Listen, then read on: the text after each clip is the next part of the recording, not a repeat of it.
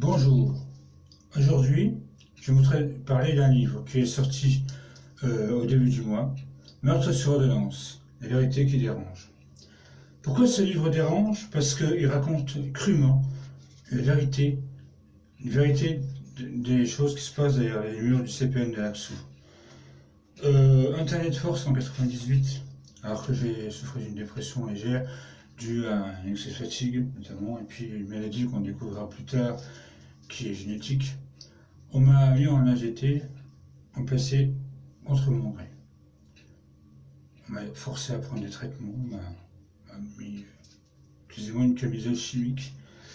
Au début, j'avais refusé le traitement, je n'avais pas vu le médecin, mais une fois que j'ai vu le médecin, que j'ai accepté le traitement, la fois où j'ai refusé, 5 infirmiers se sont trouvés dessus, piqûre, chambre d'isolement, 8 jours. Sans aucun vêtement, vous êtes... prenez votre douche, une infirmière vous regarde, hein, un infirmier ou une infirmière, enfin, on se jette quoi. Vous êtes traité pire que les animaux, les chats autour, ils sont en liberté parce que c'est un refuge pour les chats. Ils sont mieux traités que les êtres humains parce que la dignité humaine, c'est peine de Laxou. Quand vous êtes placé en AGT ou en HO, ça n'existe plus. Vous êtes les choses des médecins qui vous ont entre les mains. Vous n'êtes plus rien. Vous êtes une personne, vous n'êtes plus une personne en fait. Les droits de l'homme ne pas respectés au CPN de Laxou. Non, non. Il y a uniquement pour les patients qui vont de leur plein gré, il y a encore. Quand on explique quels sont les tombés, on leur explique pas ce qu'ils prennent comme traitement, parce que bien souvent, on leur expliquerait, ils ne les prendraient pas, hein, dans l'état où ça met. Par contre, j'explique aussi gentiment que la drogue, tout ce qui permet aux infirmiers d'être tranquilles, c'est-à-dire le cannabis, la drogue, tout ça, ça circule librement. On va continuer une anecdote. J'ai été, moi je buvais de l'alcool, j'ai fait un sevrage, j'avais plus de 16 ans, et j'allais j'étais, à un moment donné, j'étais hospitalisé et j'allais en même temps aller à notre unité, à la médecine L, pour mon sevrage d'un alcoolique pour être traité par un médecin en oncologie. J'avais mon voisin de chambre qui avait. J'ai vu un pass, ils ont un pass pour qui donne accès à tout, ce qu'ils portent, et y compris à l'infirmerie. Il avait été assez dans ses affaires, j'étais surpris de le voir, parce que c'est un gars qui des drogues, il pouvait se prendre, il s'en prenait. J'ai demandé gentiment, j'ai réussi à le persuader de me rendre le pass, que je comptais remettre aux infirmiers. Mais le matin, ils devaient partir très tôt. Je suis parti donc à mon rendez-vous dans notre hôpital, il se trouvait dans l'autre bout de Nancy, avec le pass dans la poche. Pas que le gars, entre-temps, il s'est fait prendre, apparemment, on m'a posé des questions, parce qu'il y avait eu un juge. Il a dit qu'il m'avait remis, donc en téléphonant, on m'a dit qu'on m'avait pas qu'une plainte était contre moi, parce que j'avais du matériel de l'hôpital que j'avais dérobé du matériel, soi-disant. Bon, j'ai dit non, j'ai juste appris à mon collègue pour vous le remettre, et que j'ai pas eu le temps le matin, donc le matin ils sont pressés, ils ont tous pressé là-dedans, et que bon, j'ai dû sortir précipitamment à 9h, oui, à 9h, j'ai fini le petit déjeuner, et donc je comptais la remettre en partant. Il me dit, vous savez, en rentrant. Et donc je le remets en venant, puis il me dit, vous savez, vous pouvez passer votre passe. C'était ma deuxième passe, pendant une semaine, deux passes circulaient librement parmi les patients, puis donnaient accès aux médicaments les plus rares de l'hôpital, et à toutes les portées.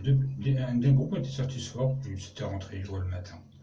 Bon, une anecdote comme ça. Une autre anecdote aussi, plus ou moins, un peu moins marrante, c'était un dimanche, quand une personne était sortie en week-end voir ses enfants, elle était mariée avec un Marocain, qui lui refusait de lui montrer ses enfants, de lui présenter ses enfants.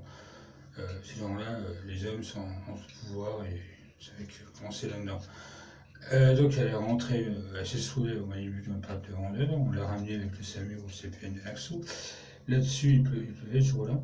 Là-dessus, l'infirmier, Olivier, l'a pris de l'ambulance. Elle tenait pas ses jambes, mais elle est tombée, elle n'a pas pu monter les escaliers.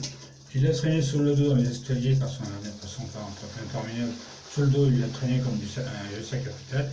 Il nous l'a balancé en self-fuel, il est parti jouer avec ses copains dans son aquarium, parce que toute la journée, c'est ça. Hein. Le matin, les champs sont fermés, mais les infirmiers sont à l'arbre local, ils s'occupent pas de nous. Une autre fois, j'ai demandé un rendez-vous avec mon médecin le matin à 8h. On m'a dit quand tu arriveras, on vous fera la commission, à midi, ils n'en pas là. Pendant 4 heures, je n'ai pas arrêté à attendre le médecin. Toutes les demi-heures, j'allais demander gentiment, l'infirmier, le médecin, oui, on en a parlé. Bon, un peu avant midi, je téléphone à l'accueil, depuis la cabine téléphonique qui se trouve dans le hall de rentrée, pour demander de parler au médecin. Je l'ai au téléphone, il me dit non, je ne suis pas au courant que je vais vous voir, j'arrive. Et il est monté tout de suite, hein. Il m'a vu, puis le lendemain, je sortais, les infirmiers n'avaient pas fait la commission. Autre chose aussi, la clinique de l'hôpital, le Torbeau, me propose à moi et une patiente de faire un essai thérapeutique. On avait à peu près une trentaine de cachets à prendre par jour. Je dis pourquoi pas, après tout, hein. Si on peut remplacer mes 30 cachets par une seule prise, même si c'est à 16 h midi, pourquoi pas. Moi j'ai demandé que ça, je ne suis pas tellement pour les médicaments. La fille, j'ai vu que toujours elle commençait à pas aller trop bien, à avoir des idées morbides. Tiens, j'ai écrit un poème, j'ai essayé d'avertir parce que j'ai l'impression qu'elle allait vouloir se suicider. Bon. Effectivement, moi je quitte l'hôpital, j'ai dit sortant, je quitte la clinique, j'ai d'un seul coup appelé, la police de Pouvoir-Labo m'appelle, bon, j'arrive, on commence à me poser des questions autour de cette fille, bon, moi je ne savais pas ce qui lui est arrivé. Souvent, on apprend qu'elle s'était pendue dans le CPN. Après, il y a la forêt plus loin, après une parc de foot, elle s'était pendue dans le CPN. Il l'a retrouvée pendue après un an. On m'a accusé d'un assistance personnalisée, se disant que le texte que j'avais laissé, ça montrait clairement que j'étais au courant qu'elle voulait se suicider et que je n'avais pas averti. Mais seulement, ce texte-là avait circulé entre les mains des infirmiers qui m'avaient pris pour un malade. Bah oui, parce que j'étais malade. Donc, ça ne me dirait plus. Donc on m'a accusé clairement d'une assistance personnelle en danger. Alors moi je prenais le même traitement hein, que elle. Ah oui, mais seulement moi, 3 jours après, on m'a retrouvé en forêt de haie aussi, avec j'avais pris 800 cachets. Vous vous rendez compte 800 cachets. Je suis resté 8 jours dans le coma, 3 jours entre la vie et la mort. Pronostic vital engagé, à cause de cette thérapeutique qui a complètement foiré. Et on voulait faire disparaître la vérité en m'accusant. Donc là, le service a été dispatché, on s'est payé, enfin, on a étouffé l'affaire. Et on n'a plus jamais entendu parler de cette histoire. Donc, Maëlle Semaine, dont je parlais, on l'a retrouvé suicidé après le traitement qu'elle avait subi au CPN de Laxou. Des cas comme ça, il y en a plein dans le livre Meurtre sur Orléans. Il y a que. Ce ne sont pas les anecdotes, ce sont des vérités, des choses qui ont été faites, des choses qui sont encore pratiquées. Quand vous rentrez au CPN de Laxou, vous savez quand vous rentrez, vous ne savez jamais si vous sortez vivant ou mort. Ça, c'est clair. Il ne faut pas se leurrer. Derrière les hauts murs, du secret médical se cachent des horreurs.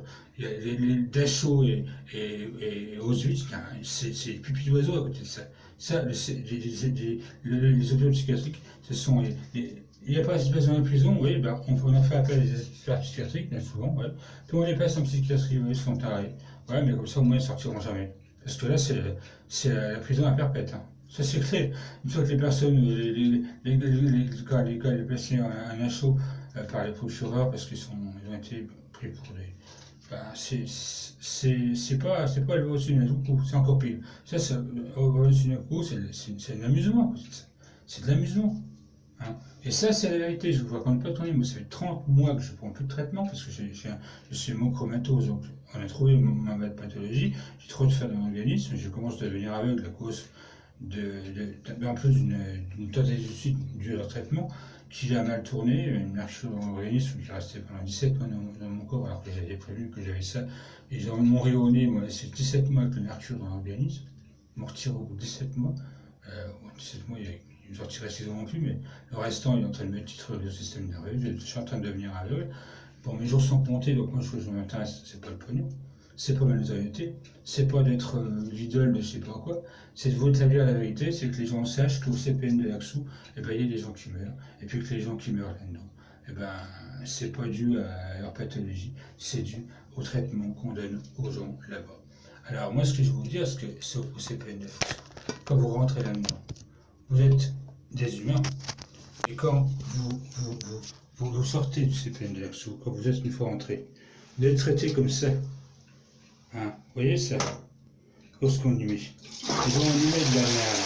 Et là c'est comme ça que vous traitez au CPN de Laxou. Comme de la merde. Parce que vous êtes que ça pour les infirmiers et pour les médecins. Bonne journée.